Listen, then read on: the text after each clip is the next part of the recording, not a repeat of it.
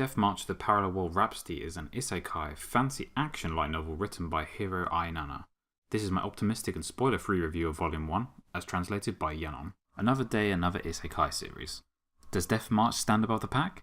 I'm unsure if you're supposed to use both VR, MMO and isekai together as genres. This series is one where it's treated as being transported to another world, but also as treating it as a game. If there's a case to use both of these tags, then it's this series for sure.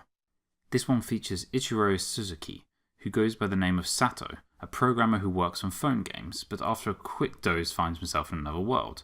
Although quickly he finds that he's able to perform many game-like actions very similar to the games that he personally has worked on.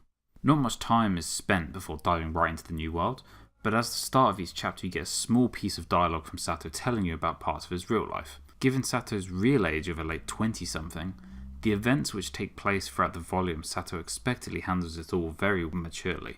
It's a breath of fresh air from most other isekai, which usually features school kids or thereabouts. I would say there's also a lot more, let's say, routine events, which to some might feel more mundane, but I personally very much enjoyed the laid-back feel which you get from Sato's perspective exclusively. That isn't to say that every event is just going around doing shopping or eating food. There is a complete wide range of emotions, just it never gets to the extremes like you normally see from younger main characters. Both the action and non-action scenes always have enough detail to get you picturing, but you get a lot of internal monologue in which Sato personally describes how scenes are playing out. The majority of the book is a lot of him talking to himself, aka talking to the reader, and despite there obviously being no dialogue between him and myself, I really approved of the actions and decisions that he takes. You will still get a fair few of the normal Japanese tropes you'd expect from light novels, so you get a couple of eye-rolling moments.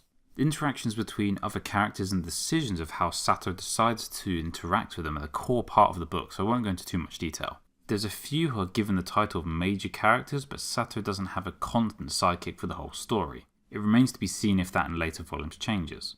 As of the end of the volume, I don't believe more than a couple of days/weeks have passed, so again it's refreshing to not have from the first volume a standard isekai heroine sidekick glued to the main character from the first chapter in. The pacing of the days is well done, you never really get a few days later drop and miss out on any core details. Despite there being a reasonable amount of action in this book, I can almost imagine a whole volume of this series being completely slice of lifestyle. That's not to say the action isn't good, but the non-action is also very well done. Every character you come across feels as though they could be the next major character. There is at least a handful of characters you were introduced to that didn't get more time in this volume, but I could easily see making another appearance later on.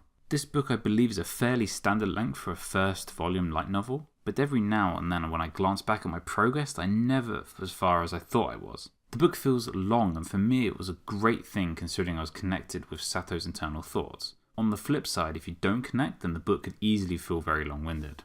Sato in this world is not in the same body as his own. Despite his mind, choice of words and decision making being that of a late 20-something, it's interesting to see how different characters treat him when he starts conversing with them. Even though his perceived age is younger in the world, I'd be interested to see if this age difference just gets ignored later on because I could see it getting slightly tedious. There is some mature thoughts that go through Sato's head, but he's always taking into account his new world body age every single time. So you get some pretty amusing internal thoughts which he can't follow through with. There's a few potential lewd moments in the book and they're handled very well, not feeling at all out of place. Overall, Death March to the Parallel World Rhapsody's first volume is fantastic. With a slight twist on the usual formula, for sure this is aimed at a slightly higher age audience than the usual teen. There is enough of everything with even the action scenes overall feeling very chillaxed. The pacing is very smooth without any sudden hitches and the character interactions combined with Sato's internal thought process are what holds all these elements together. The one downside to all of this though is that I have no idea where the book is heading. You don't get any endgame goal which you see Sato moving towards for a potential finale, so it feels as though it's going to be a very long story. Despite that, I thoroughly enjoyed this book, and if you're looking for an isekai series aimed at a more mature audience, then I'd highly recommend checking this one out. Thanks for listening, until next time.